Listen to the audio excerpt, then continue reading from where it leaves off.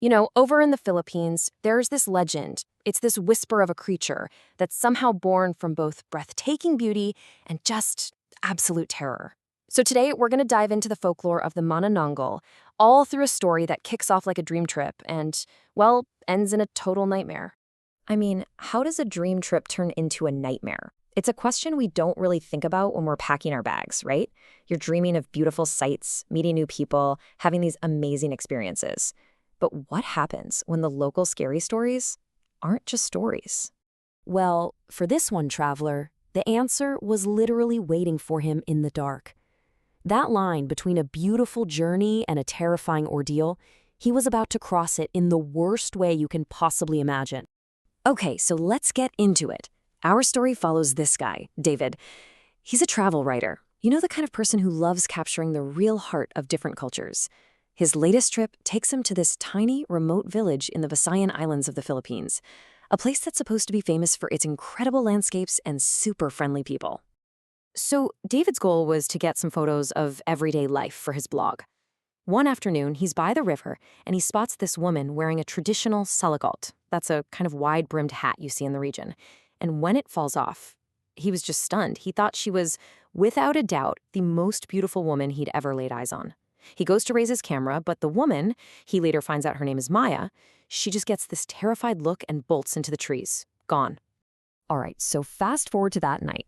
David's back at his hotel, totally wiped from the day, and he just crashes into a deep sleep. But then, he gets woken up by this feeling. You know the one? The feeling of someone breathing right over your face. He cracks open his eyes, and there's a figure sitting right by his bed, its face completely hidden by a hat. So David, calls out to this intruder, and it just lets out this horrible, grotesque laugh, and its mouth is just full of long, rotten teeth. Then all of a sudden, these two enormous bat-like wings just burst from its back. As it lifts up into the air, David sees the real horror of it all.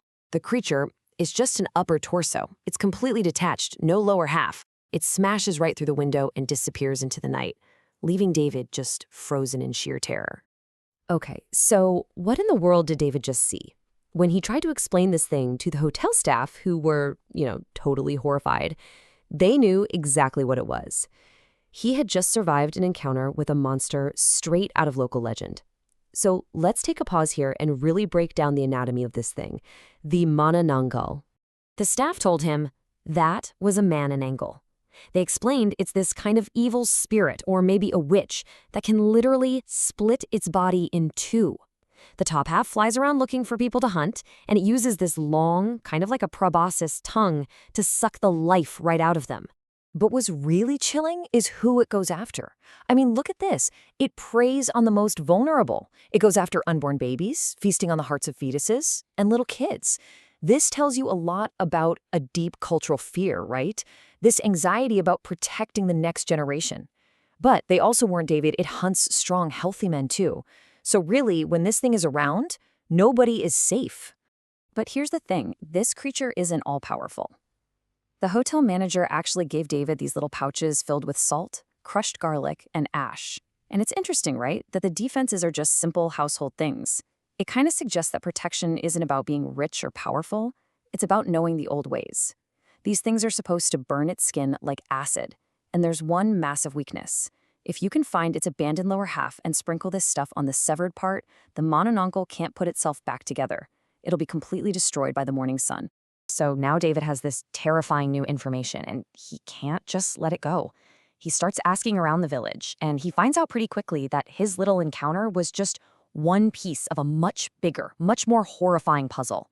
Yeah, the entire community was basically under siege.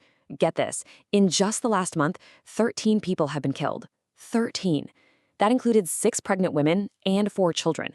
The whole village was just paralyzed with fear, and they were desperate for answers. And, someone to blame.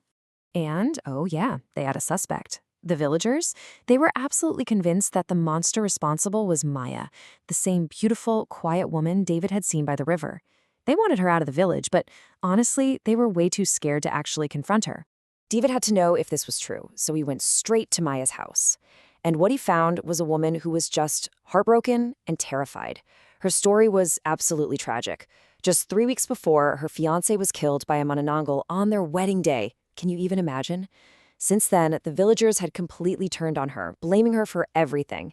And she was hiding this secret. She was 1 month pregnant with his child, which, of course, made her the #1 target.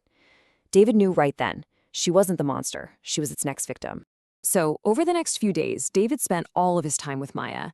And you know how these things go? He fell for her hard. He just felt this overwhelming need to protect her and her unborn baby, not just from the monster, but from the suspicious villagers too.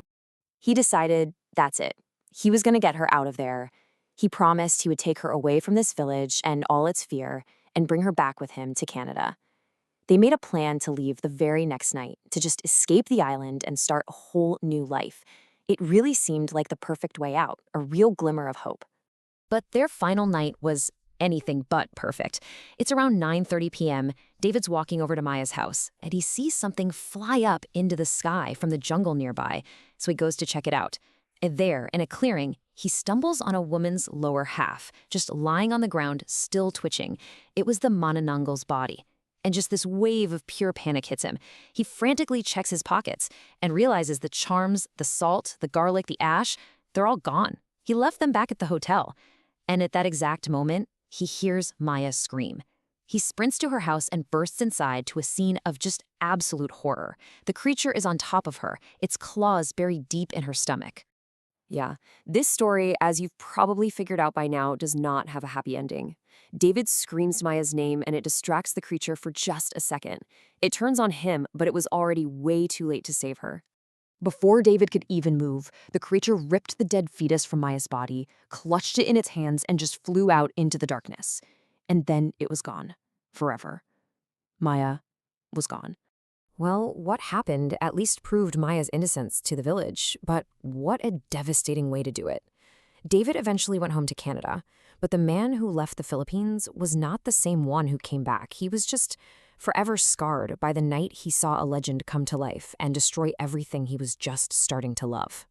And David's story really shows you the power of folklore, doesn't it? I mean, a creature like the Manananggal isn't just some spooky story to scare kids.